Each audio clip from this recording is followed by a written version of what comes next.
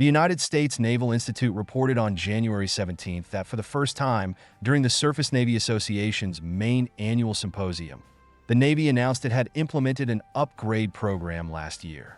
This program enabled Freedom-class littoral combat ships armed with Hellfire missiles to engage drones. Repurposing an anti-tank missile for shipborne air defense? Now that's innovative thinking. The Hellfire missile was originally developed for the Apache helicopter as an anti-tank weapon. Designed by Lockheed Martin, and it officially entered service in 1982. The USS Indianapolis, a Freedom-class LCS, became the first ship to receive this counter-drone upgrade during its deployment to the Middle East last fall.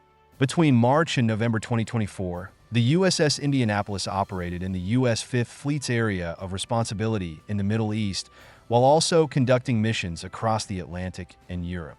It also became the first Freedom-class LCS to earn a Combat Action Ribbon, awarded after surviving an attack by Houthi forces. In September 2024, technical personnel from the Navy Munitions Command Bahrain unit supported upgrades to the ship's surface-to-surface missile module, adding hardware and software modifications, including radar enhancements. These upgrades provided counter-unmanned aircraft system capabilities, enhancing the ship's air defense effectiveness during deployment.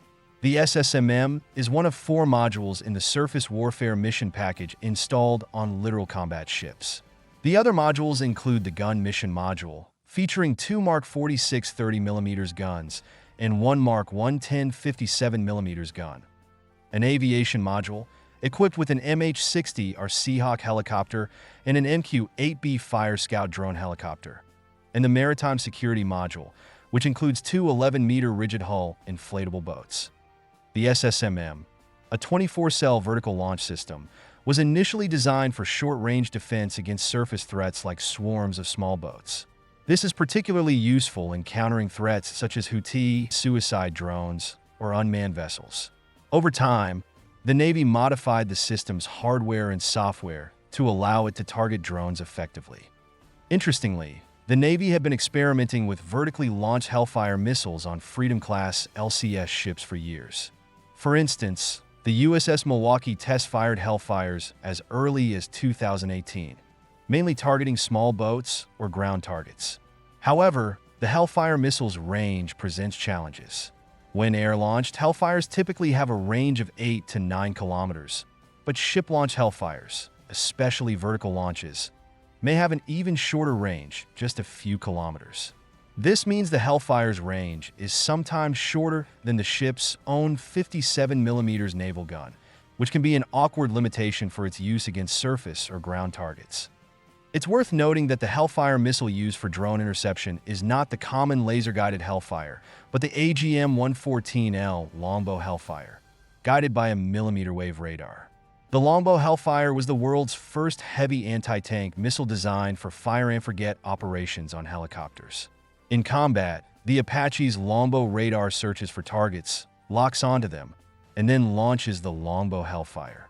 Once launched, the missile's onboard radar seeker independently searches for, tracks, and locks onto the target until impact. The pilot can fire and forget, with no need to guide the missile during flight. The Longbow Hellfire's radar seeker also doubles as a proximity fuse, triggering the warhead at the optimal distance and angle to maximize the damage from its fragmentation.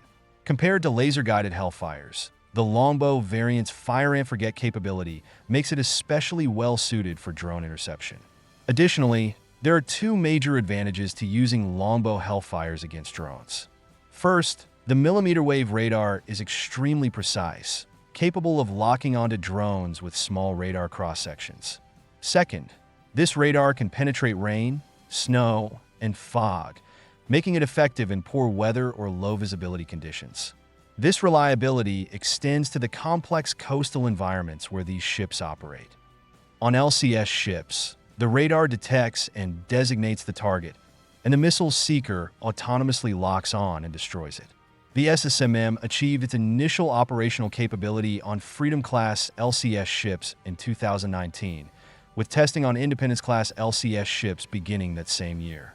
Beyond Apache helicopters, The Army has also integrated the Longbow Hellfire into its MSHORAD systems alongside Stinger missiles for counter-drone operations. It remains unclear how many Freedom-class Littoral Combat Ships equipped with the surface-to-surface missile module will receive the new counter-drone upgrades, or whether this capability will eventually be extended to the Independence-class LCS. Currently, the Navy has 10 Freedom-class LCS in service, with one more undergoing outfitting. Meanwhile, 16 Independence-class LCS are active, with another one also in the outfitting phase. At this week's Surface Navy Association Symposium, Lockheed Martin showcased a model of an Arleigh Burke-class destroyer equipped with dual launchers capable of firing Hellfire or joint air-to-ground missile systems. Additionally, the USS Minneapolis-St. Paul is set to be the next Freedom-class ship to receive the counter-drone upgrade. The Freedom-class LCS is equipped with a 57mm naval gun and a 21-cell RIM 116 ram launcher at the stern, both of which can be used for air defense. So why assign the Longbow Hellfire a secondary air defense role? The primary reason is cost. The Navy urgently needs a low-cost counter-drone system. For a long time, suicide drones launched by Houthi forces have posed a significant threat to U.S. escort fleets in the Red Sea. These drones are not particularly fast, but their greatest advantage is their low cost. For example, Iran's Shahed 136 suicide drone costs only $10,000 to $20,000 per unit. Among the Navy's existing air defense missiles, a single ram costs approximately $950,000, while other options like the Standard Missile 2 and Standard Missile 6 cost well over $1 million. In contrast, the Longbow Hellfire's average unit cost can be reduced to $150,000 to $215,000.